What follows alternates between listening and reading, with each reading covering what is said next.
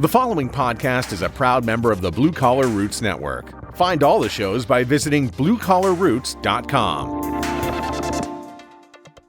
He may seem like a mild-mannered engineer until you install an HVAC system improperly.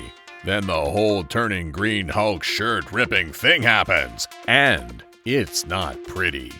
Here's Bill Spohn. Welcome back to the Building HVAC Science Podcast. We're doing our part to create a better, more knowledgeable HVAC and building performance technicians by helping the two professions work better together, understand each other, with the ultimate goal of making customers happy in the homes they live in and the buildings they work in. Today's podcast, we talk with Tom Jackson of Jackson Systems and Supply. He has a real passion for the HVAC trades, and he shows through in what he does as leader of his company. He's a true entrepreneur and follows where his customers lead him. His company focuses on product development and support and solves some of those real head-scratcher problems with products and services that you won't find elsewhere. Services like filter fetch, making it really easy on contractors for their customers to do the right thing. Don't we need more of this out there? You'll hear about his vision and perspectives and some awesome online training system that they have developed. You can learn more about his company at jacksonsystems.com. There's a link in the show notes. And we're also proud of TruTech Tools to carry his I/O controls line of products, and you'll find that link in the show notes. Tom's got an awesome background, and I've basically put his whole biography in the show notes so you can study up and learn more about him. He's a really awesome guy. This episode was recorded in September 2019, and we hope you enjoy it. Tom, how you doing? I am doing outstanding. I appreciate the opportunity to spend some time with you today, Bill. Fantastic. We talk here and there at trade shows and other things like that. And Tom's built a fantastic company called Jackson Systems. And want to talk a little bit about, and this isn't exactly a scientific topic, but it's more about, there is some technical basis to it in the way sort of Tom deploys marketing services and technical services and resources to improve his business, but at the same time improve his customers' businesses and perhaps even their lives. So I want to delve into that a little bit because I think it's interesting and it definitely strikes a chord with me at TruTech Tools and how we go about things. Definitely, even our logo is Quality Tools, Essential Support. So enough about me, more about you. Well, it's a lot easier if we listen to you, then I don't have to talk. But yeah, Jackson Systems, we are basically a controls distributor is how I would categorize ourselves. So we are dealing in the technical realm. We don't sell equipment. We really don't sell supplies or anything. So most of our interactions with our contractors, and our business model is selling to contractors, HVAC contractors, is on a technical nature. And because of that, we're trying to find different ways to help support them. Contractors are faced with thousands of different types of products, different types of controls. And for a technician to know every little detail about every control is really asking the impossible. So we've always strived from the very beginning to really support the contractor when they have those issues. When we started the company back in 1997, I started it with my parents, my father, Ron, who is still very active in the business today. He's working 6 days a week, 7 days a week.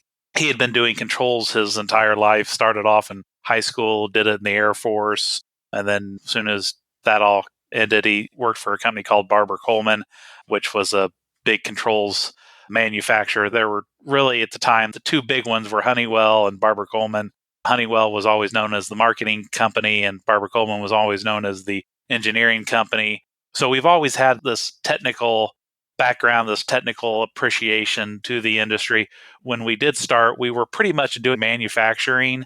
We made a line of zoning products, was really our niche. And as we've grown over the years, we've actually spun off the manufacturing group into a different entity called I/O HVAC Controls. And then Jackson Systems is, as I mentioned, a controls distributor. And for us, we do still only have and I apologize for the rambling here, but I am getting to a point that for us, we only have the single location here in Indianapolis. So we have to find different ways that we can really support the contractor when they're out on the job. And so I think we've done some pretty cool things through the years to really help support them. So while we are talking a little bit about the business aspect of it, we are always laser focused on how do we help the contractor deal with the myriad of controls out there. You spent some time working in distribution too as a territory manager. So you have a lot of that hands-on customer experience, yeah? Correct. Yeah. I did go to Purdue and got an engineering degree. And once I graduated, I went to work for, at the time, probably the largest distributor in Indiana. They were a full line distributor. We were actually the train distributor. So at that time, I was selling both equipment and supplies and quite a bit of controls.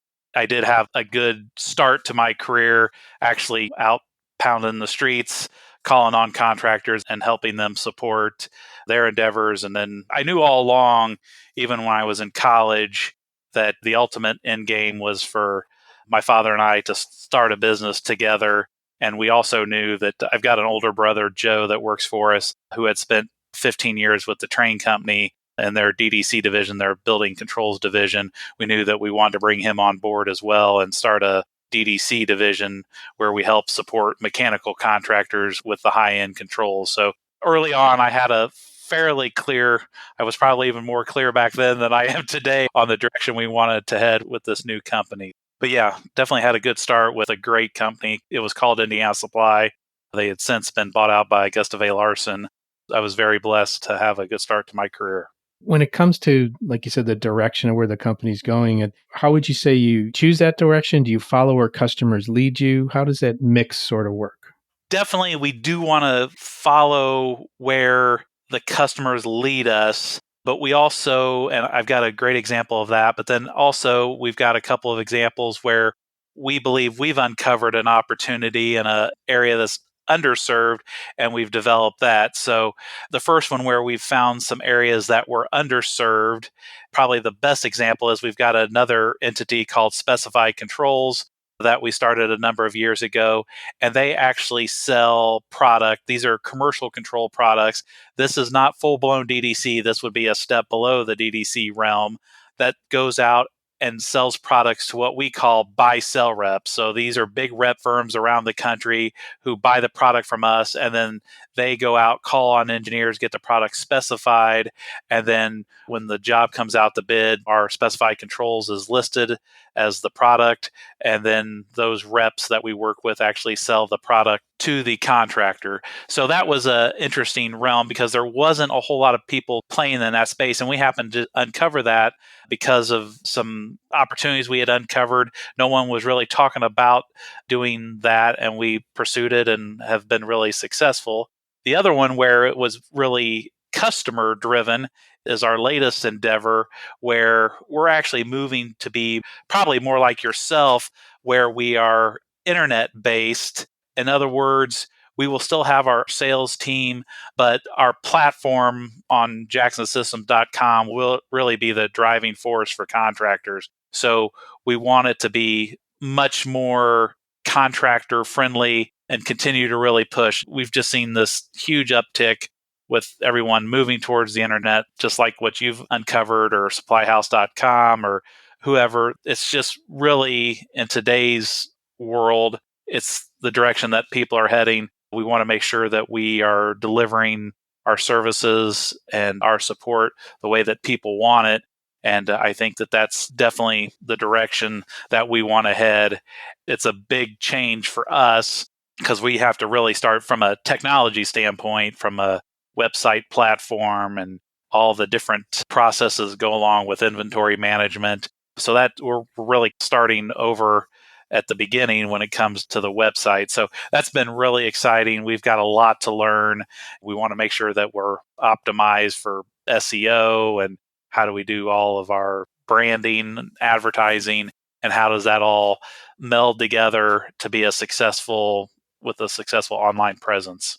And the way I think about it is, like you mentioned, what people want, and then there's also what people expect, which they might not clearly vocalize, but expect both positively and negatively. They might have, working with an internet business, just expect it's going to show a certain way. It's going to give me a shipping notice within seconds. But also negative, like I'm never going to be able to reach anyone on the phone. So that's the way it is. There's a chance, there's room in there to move around some different parameters. That's what I've learned. Absolutely. I find the whole process really interesting because we've always been so focused on product development and the support of it. Now we're having to learn this whole new realm of the internet, so to speak. We've got a decent website, but it's not what it should be. And it's just this continual learning. It's been exciting for us. So the good thing is now we've got a few people on our team that can help me figure it all out, because there are a lot of moving parts that when I went to college, even I'm only 49. So when I was in college, the internet really didn't exist in its form that it is today. It's all new to me. So it is a lot of fun, though. And a lot of, I'm sure, what led to your success is relationships. It sounds like you're a very easy person to talk to. You're a very kind person. You're very customer and service oriented. So do you care to talk about how sort of the nature of relationships? Let's talk about, like, you have any direct contractor relationships, people you know that actually work with your products directly? Any little stories you could tell around that? Since we've, from the beginning, have always had our business model has been working with contractors, there's just been numerous stories through the years where we'll get a call from a contractor. If they're local, it's easy for us to run out there and help them troubleshoot a job. But I had one earlier this year where a customer, it was in a big fancy home, and they were actually remodeling the home to the extent that they actually took the roof off of the house to get the new HVAC equipment in. And they had zoned it with our IO HVAC controls equipment. And there was just something quirky going on, and we couldn't figure it out over the phone. So I got on a plane and we flew down to San Antonio, and we had finally figured out there were a couple little issues. We did have a small glitch in our board, and then there was one other little weird thing happening. I went out, the homeowner was really demanding that someone come out. The contractor was gracious enough to make all the connections for us. So we went out there, visited the home, looked over the contractor's work. The contractor was really excited that we were able to come out and take a look and make sure that he was doing everything right. He did an awesome job with the installation. And the relationship part of it is extremely important to us. Again, we are a little different since we only have the single location. We're not like a typical wholesaler that has branches all over with salespeople in each of those branches.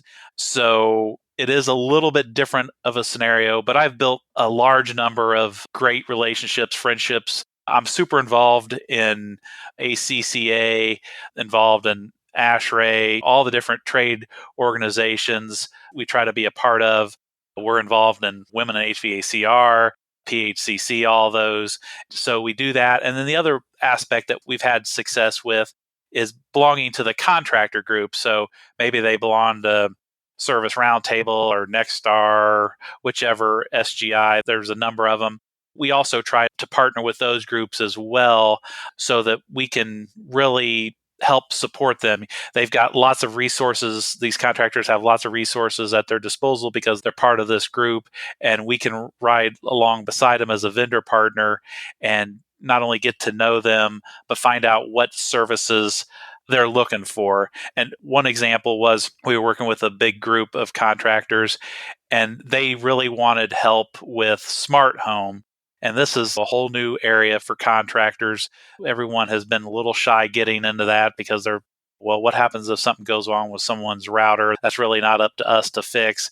So we actually developed a whole roadmap to help contractors with smart home. We hired a person here internally that can answer IT technical questions about routers or switches or whatever. So while our approach is a little different than a traditional distributor on how we build those relationships, we're trying to find new innovative ways to do that. I spend a lot of time on the road. All the big trade shows we're a part of, a local association. If you had actually, I think you and I met originally, Bill, in Pittsburgh at a ACCA show, I believe. So if we get an opportunity, someone invites us to come to a show, we're going to hop in a plane or in a car and we're going to be there, because that's a wonderful opportunity for us to get out there and see what the contractors are having to deal with and get great feedback. So. And that kind of feedback's probably led you to, like we said, some direction in terms of products. And one thing I find interesting is the kudos on developing the concept of filter fetch. Want to talk about that a little bit? Oh, yeah, absolutely. Love to. So filter fetch is a program by which we deliver filters directly to the homeowner. So we ship the filters from our location directly to the homeowner on behalf of the contractor. So the contractor controls all the pricing. Only thing that we're doing is helping them fulfill it. We do all the back end processing, we do all credit card processing. So basically, when a technician's in the home, they sit down with Mr. and Mrs. homeowner, say, hey, we have a filter fulfillment program for you to make sure that you get the right filters delivered to your home at the right time. We get a little bit of information from the homeowner, their address, email address, and what filter they have. And then the technician actually enters that into the Filter Fetch app. And once we have that little bit of information, we really take it from there. And the contractor, the only thing that they have to do at that point is really, once they've established how much profit they want to make on a filter, how many ever filters they sell that month to whichever homeowners, we just send them a check for the profit that they set up and on the dashboard side of it. And we handle it all. We send out email reminders on behalf of the contractor. So it's all branded with the contractor's information, and tell the homeowner it's either time to change your filter or it's time to reorder filters. And we have both a subscription model in which we would ship the filter, every other month or every 6 months if it was a high efficiency filter, or the homeowner can buy a year's supply and just store them there at their home and do that. Some contractors want the subscription because then they can do it as part of their annual maintenance. It just depends. So we just heard over and over again that the level of frustration that contractors were having because the homeowners were going to Amazon or wherever and trying to buy the filters and not buying it from the contractor. And we thought, well, what a great opportunity that you as the contractor, you're the professional, you're in the home, you're making the recommendations. Why give up that profit when we can help you do that? Probably the first question that comes up when talking about Filter Fetch, well, how are your prices compared to the big box stores? And I can say that we're probably not the absolute cheapest, but we're right in there. So if a homeowner compares us to a Home Depot or whatever, the contractor can still make a good margin and still be competitively priced. Plus, you as the contractor are now the expert. And if in an ideal scenario from the contractor standpoint, they can sell a nicer filter. If you're selling a real high-end Honeywell filter or a dynamic filter, a Linux filter, those aren't readily available on the internet. So it allows the contractor to have differentiation there with a higher end filter. Plus, they still have the benefit of not having to touch the media to change it because we're going to handle that for them. So that's kind of how that program works. It sounds like just making it easy for all parties made it successful. Correct. Yep. How quickly did that take hold?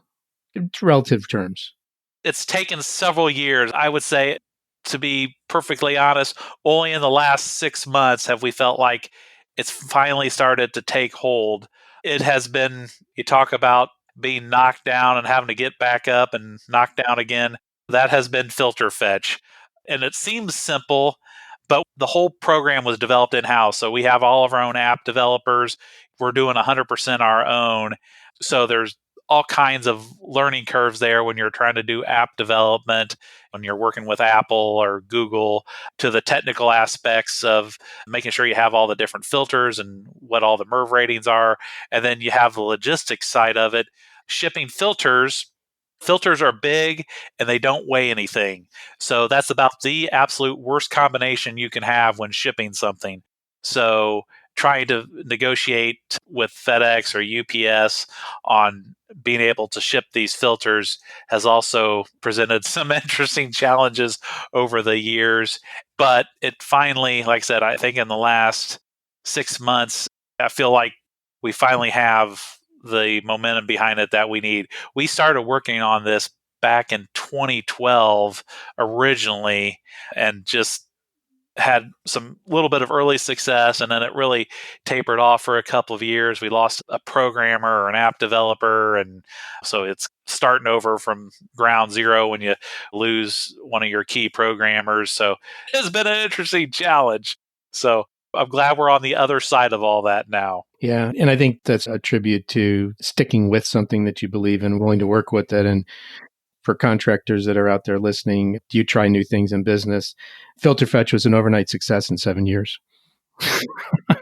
Yeah, it's like most of the bands and singers out there. Yeah, yeah. You only had to play nightclubs for 5 years before you finally able to get a break. So Right. You have to put in those dues. So I really believed in it, and I just felt like if a contractor could get over that initial training with their technicians, because we are asking, it is a big ask of the technician in the home, because now they have to sit down with the homeowner. We have a couple of videos built into the app that explains the program, so they can just show the homeowner the videos. But it's another thing we're asking of the contractors, technicians, when they go into the home, they already have to try to do all these other things besides actually just fix the issue that they have with their furnace or air conditioner. Now we're trying to also make sure they've got the right filter. Maybe they're trying to sell them some upgraded Wi-Fi thermostat or whatever. So we've always been really conscientious of what we're asking the technicians to do. So we know it takes some time. I was going to say you have to respect the time of the customer, the time of the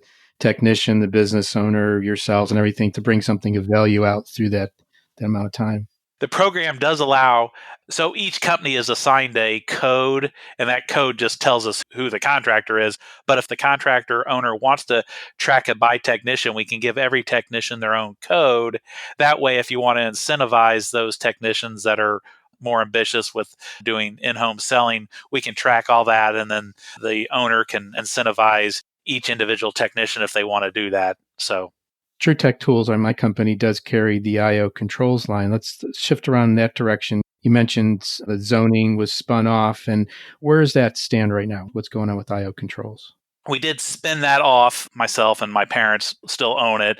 It's all under one big umbrella. But this is kind of interesting that you bring this up.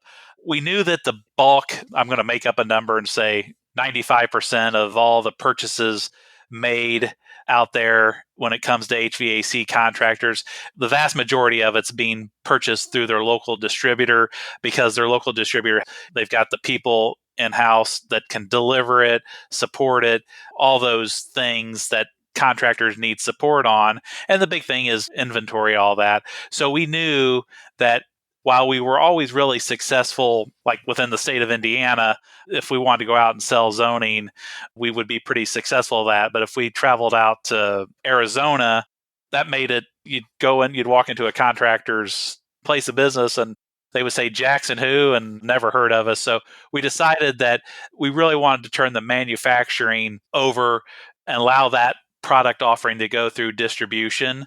So while Jackson Systems sells IO HVAC control products, it's just another product offering for us as a distributor, because we also sell Honeywell and April Air. We're brand agnostic at Jackson Systems. Now, I guess push comes to shove, I know the most about IO because I helped develop it all, but we felt like there was just some opportunities. We had enough unique things to offer contractors, and without that distribution model, that we were always going to struggle to grow and to become a bigger player than we are. There's a lot of great companies out there, Honeywell, EWC, April Air. There's a lot of great zoning manufacturers out there, probably much larger than we are, but we think there is some opportunity. So we decided that we really wanted to separate the manufacturing from the distribution, and that's how IO came to be. So Any heartburn caused by that? oh, tons. Okay. That's why I worded it that way, kind of delicately. For sure. Because we've had a couple of products, even from the very beginning, that we sold through distribution. So people knew, some wholesalers out there knew who Jackson Systems was. And then they also know that Jackson Systems, quote unquote, sold direct to contractors. And it was definitely a mess. We just had to be honest with them, tell them what we were doing, saying, hey, we're in the process of splitting this all apart, and we're trying to honor the channel the best way we can. A great company out of Cleveland, Ohio, Arzell Zoning. Those guys make an incredible product. They went through a similar process. They used to be direct to contractors, and now they go through distributors. So it's just one of those things. When you're first starting off, you're just trying to survive, get a little critical mass behind you. And so we knew that we wanted to have a good relationship, a great relationship really with the contractor. So that's just kind of the path that we started down originally. And just through the years as we've grown, we really thought to do the best job for our HVAC partners out there, we needed to separate them. So what would you say are your most popular products throughout the maybe category or something like that? The number one thing that people know us for is thermostats. If we're talking about Jackson Systems, obviously, if we're talking about the IO group, then most people know IO for zoning and dampers. But on the Jackson Systems side, which we can focus on, it's definitely thermostats. So if there's a thermostat brand out there that the manufacturer will allow us to sell, we'll carry it. So Honeywell's our biggest line, but we carry Aprilaire and Brayburn and Pico and just on down Pro One IAQ and Ecobee and Nest. That's the number one thing that people know us for. And I think why people, two big reasons why the thermostats has become so important to us is we have incredible technical support. When you call into our facility, we're actually going to answer the phone.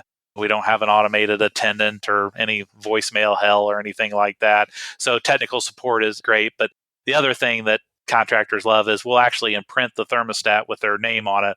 We do a special pad printing process. It's not a sticker or anything, but it's actually permanently printed right on the face, on the plastic of the thermostat. We do it in a nice, elegant gray color so it blends in with the thermostat screen and all that. And it's just that permanent reminder to the homeowner that if they're having trouble with their HVAC equipment or if they need to order filters or whatever, hey, I know it's ABC Heating. Here's their phone number. It's right here on my thermostat. I would say that 80% of all thermostats that we sell are imprinted with the contractor's logo on it. So I think that that's the number one thing that people, when they think of Jackson Systems, that's probably what they think of. And then the other thing that they think of is, hey, I got something really odd. Not sure how to deal with this. So I'm going to call Jackson Systems and see what they can come up with. But I guess that would be it, thermostats. So the imprinting, how did that ramp up? Was that something that you were always doing or? We've been doing that early on. We had a local contractor. They had always talked about doing stickers, and we didn't really want to do stickers because the stickers just don't look as nice. So we actually found a local company that did it's a pad printing process that we would actually ship the thermostats up to this local company here in Indianapolis, and they would make the metal dies, and then they would, after we got the die approved, then we'd have to ship them thermostats. So early on, it was a very complicated process to get all that done. And then over the years, we brought that in 100%. We own all of our own lasers that make the metal dies. We have 6 or 7 pad printing machines. We have a full-time staff that does nothing but the pad printing process. It really is an art because not only a lot of times the contractors don't have a high resolution image of their logo. Fortunately, we have several guys that are just great artists, and we'll actually create the artwork for them from scratch and send it to them and create a beautiful logo for them. Then we start with the process. Once we get their artwork approved, we actually have to create a metal die. And then from there, once we get that metal die done, we're ready to rock and roll. And usually that whole process, even if we have to do artwork and make the metal die, that only takes about a day. So typically we're imprinting the thermostats the same day or the following day. And whether you get thermostats imprinted from us or you get thermostats imprinted from Honeywell or Aprilaire, a lot of the thermostat manufacturers will do the imprinting themselves. We're a little different in that we're a wholesaler and does it. It's probably some of the best marketing a contractor can do is to make sure that you got your name on that thermostat because of, as you know, if a homeowner has an issue with their equipment, the only thing they know to do is go look at the thermostat, see if it's calling for heating or cooling, and see what the set point is and what the room temperature is. And what a great opportunity to have your name and number right there in front of them when they determine that. So that's really the story. And we've gone from now we will imprint CO detectors, smoke detectors. We can private label zone panels. We started offering radiant products, radiant heating products. So if you've got a relay board, we can probably figure out a way to imprint those. We're trying just to make sure that as we serve our customers, we want to make sure that they stay front and center of their customer. And so anytime we can do the private branding, we're real big into that. So that goes back to our sort of our theme for the discussion here today is technical and marketing services. The thermostats embrace both. You talked about the great technical support across all the different brands and models, along with the marketing service you provide there. So you really live in your words. I hope. How about the most promising products that you're dealing with? Things that maybe aren't quite there yet, but again, you seem to be a man of vision and a company of vision. And what do you think is on the horizon or up and coming? For us, what we have invested a lot of time and effort into is smart home. Most contractors dabble in it because they're selling a Wi-Fi enabled thermostat, but we've decided that why not? You're already in the home, you're already selling them something that connects. Why not offer them some additional products that kind of go along following that same ecosystem? So the whole smart home is really where we've put a lot of emphasis. So now we're talking about not only the thermostat, which is really the heart of it all, and it's what's most important to us as HVAC guys, but why not offer them cameras? A lot of times cameras, especially if it's an outdoor camera, you really ought to plug that into line voltage. You really need an outlet. There's probably not going to be an outlet where you need one. So that's a great opportunity to upsell an electrical service to run a new outlet outside.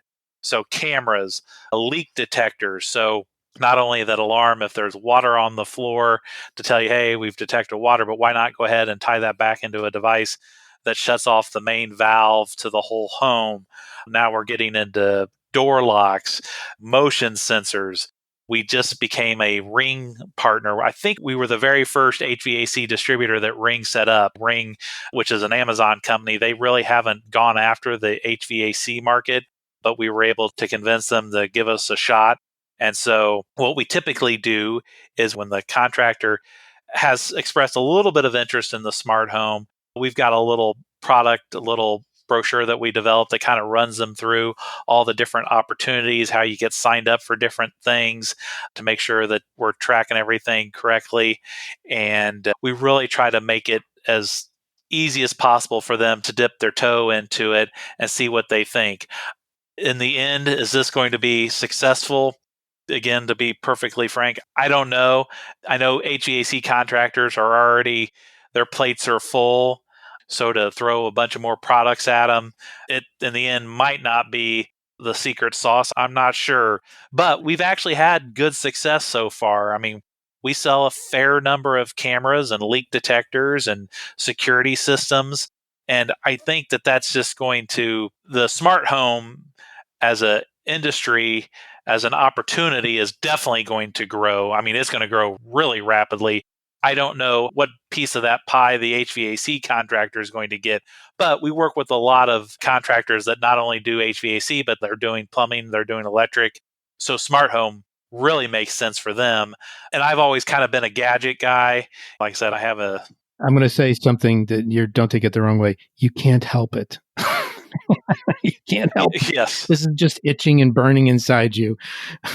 Yes, I do love gadgets. And I think I mentioned earlier in our conversation that my brother Joe came to work for us not too long, a couple of years after we started the company to make sure we're able to pay his salary and everything. But my brother only does the big DDC jobs. So there we're talking about applied systems. We're not talking about unitary product anymore. He's controlling boilers and chillers and VAV boxes. And even on his side of the business, they're doing access control. They're getting into security because everything is starting to meld together. A lot of the new DDC controllers run over the IP network. It's the same network that your computers are running on. So that opens up this whole new level of, we've got to worry about a lot of internet security type of things, but it is quickly lighting. Actually, we represent a company, the main line of controls that we use is a company called Distech that was purchased about 2 years ago by a company called Acuity based here in the United States. And they're the world's largest manufacturer of lighting. So that tells you right there, this convergence of HVAC with lighting is definitely happening. You put a motion sensor in the room, not only would you expect the lights to turn on, but maybe that also tells the HVAC equipment or that particular VAV box, we're now going to come out of setback. You need to bring on the cooling or the heating, whatever the case may be. So not only is there smart home, but there's definitely smart building. And to bring all that together, there is just a tremendous amount to learn. And so we kind of see it as an opportunity if we can stay ahead of it and be the ones helping train and educate contractors. I think it helps them make their future a little brighter. So shifting to the IO controls, which is the line that TruTech carries. Tell us a little bit about some of the popular products there and why you think they're popular. besides the zoning, which is, again, what started it all, my father, after he sold his company back in the 80s, that was a commercial controls distributor. They only did commercial controls, but that was back in the days of relays and capacitors before DDC really existed. After he sold that company, he developed all the zoning products for companies called Interstat, eventually became bought out by Robert Shaw. So zoning has always been, and when him and I started Jackson Systems, the zoning was always at the heart of it all. So that was really the biggest thing when we decided to split Jackson from off and just do distribution and make IO HVAC controls the manufacturer. We knew zoning is always at the heart of it all, but probably the most interesting product and probably our best-selling product is our twinning kit. IO makes a twinning kit, and you're thinking, well, what do you mean a twinning kit? Well, a lot of times you see it most often in churches. The sanctuary requires 10 tons of cooling. They don't want to put in a big rooftop. It's not applied. There's not a boiler or chiller or anything. So they'll put 2 5-ton air handlers or furnaces with a couple of outdoor units, but it's one space. So you really only need one thermostat. So a twinning kit allows you to take a single thermostat and control 2 pieces of equipment. And I don't know why we got really lucky. There were a few manufacturers, and then the last one left besides us was Johnson Controls. And Johnson Controls decided to stop making it, so making theirs. So we're about the only one left. So definitely the twinning kit is, while it's obscure, we sell thousands of those silly things a year just because there's no one else out there left making it. So that's definitely one of the big products. The other big one we've had good success with is our what we call our FAV, which stands for fresh air ventilation. And most of the I'll say a lot of the municipalities around the country require that you bring in fresh air now. And there's actually an AHRI standard 62.2 that dictates how much fresh air you have to bring in. And you don't want to bring in more fresh air than you need, because that means you're probably going to be heating or cooling. You're going to be conditioning air that you don't really need to. So the FAV kit actually just makes sure that you meet the ASHRAE standard. And all it is a damper that's tied into the outside, and then it ties into a little control panel. And then we just basically what we're doing is keeping track of how long that damper is open. We know what the ASHRAE standard says as far as how many bedrooms you have and the size of the home, and all that math is done by the microprocessor. And that way you're meeting that ASHRAE standard.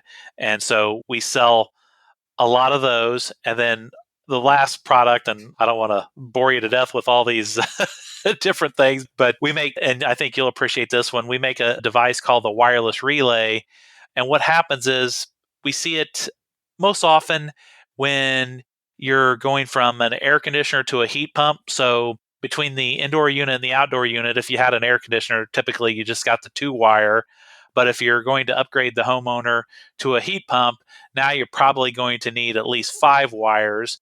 And sometimes running an additional wire between the indoor unit and the new outdoor unit can be a challenge, especially if it's a historical home or if it's a block home. Sometimes making that penetration through the exterior wall can be a challenge. So what the wireless relay does is you put one of the modules inside at the air handler or furnace, you put the other one out the outdoor unit, and now you can communicate wirelessly up to 4 wires. So you can have 4 different channels wirelessly to communicate. So now with only 2 wires that you had before, you could actually control a heat pump. Or if you're going from single stage to multi-stage, or maybe you're in a 3-story apartment complex and someone chops a wire running down the side of the building and you don't want to have to go rent a lift or whatever, you can do them. You can use them for any application. I mean, you could use them to control a pump, or technically you could turn on a light, because all it is you make a set of contacts at one end, we close a set of contacts at the other end. We're just doing it wirelessly. So that's probably one of the coolest products, just because there's nothing else out there really like it. We specifically developed it for the HVAC industry. And then the other product I'll mention is the IO Temp Stats, which was, after zoning, this was the big product that springboarded us into success. The Temp Stat's a little 2-wire thermostat. It's actually a bimetal thermostat underneath a plastic cap. And while the home is under construction, or they last forever, but we call them temp stat because it's usually while the home's under construction. They come preset at whatever temperature you want. So 65-degree heating temp stat, you wire that to the 2 wires to the furnace. And that way, while the house is under construction, you can get them some heating without actually having to put the permanent thermostat on the wall. They're pretty indestructible. I mean, you can get them wet, paint them, whatever. And then you also don't have to worry about someone stealing the nice thermostat. So we make them in all different temperature ranges for heating, cooling. We even make specialty ones for permanent applications. Like if you wanted, we make a 41 degree. So if you got a warehouse that you want to just keep above freezing, we make a 55-degree cooling that you could use as a compressor lockout stat. So we sell quite a few of those.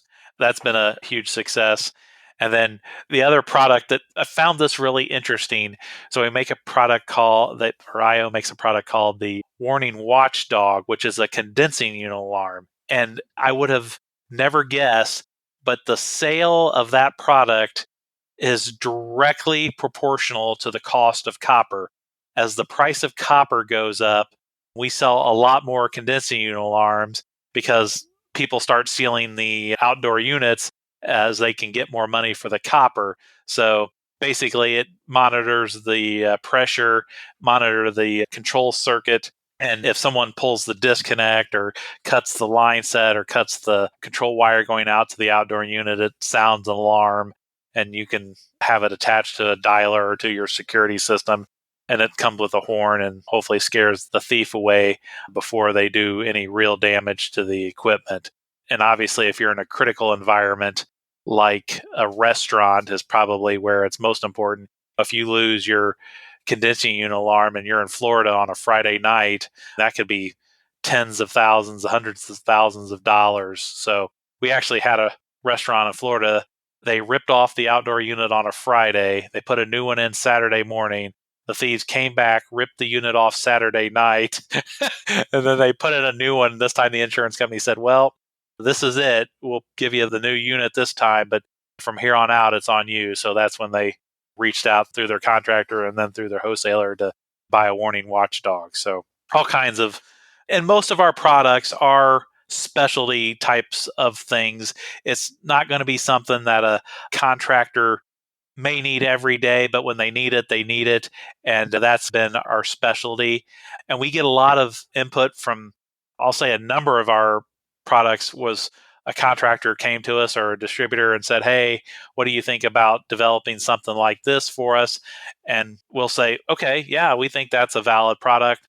And the cool thing is with IO, we really only have to sell 500 or 1,000 of something for us to make sense. Whereas if you were to go to one of the big boys, if you go to Honeywell or whoever, Johnson Controls, their scale is such that they really need to be talking about tens of thousands of units or hundreds of thousands of units. So we're able to engineer and do a lot of cool niche-y things that others cannot. So we're going to wrap up here. We're going to have a really good conversation, but I wanted to get, what's your vision of the future for HVAC? Not specifically for Jackson or IO Controls, but for HVAC. What do you see happening just broadly in general in the trade? I think the trend that I see is that we need to figure out ways to help the contractor. And what I mean by that is the equipment has to become smarter so that it can do more of the self-diagnosing itself, so that we can find some people to come to our industry and we can get them up and running faster.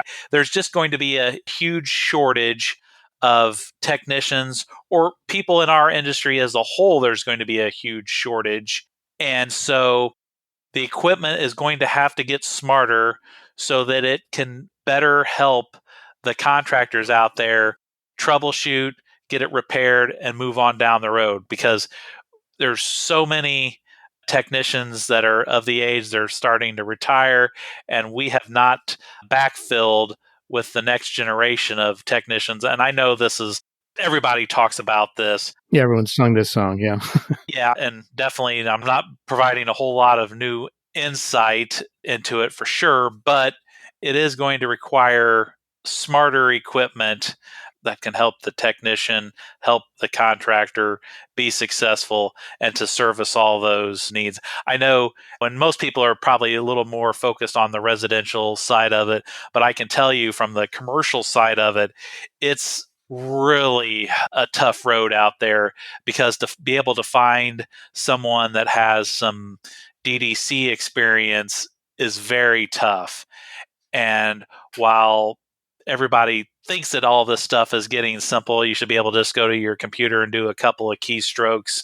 Behind the scenes, it's still pretty complicated. I mean, the interfaces that the building owner has is pretty cool. They got a graphic of the air handler or the VAV box, and they can see all the temperatures, and they see the little fan spin, and maybe they see the cold air being blown out. But behind all that is some pretty sophisticated programming.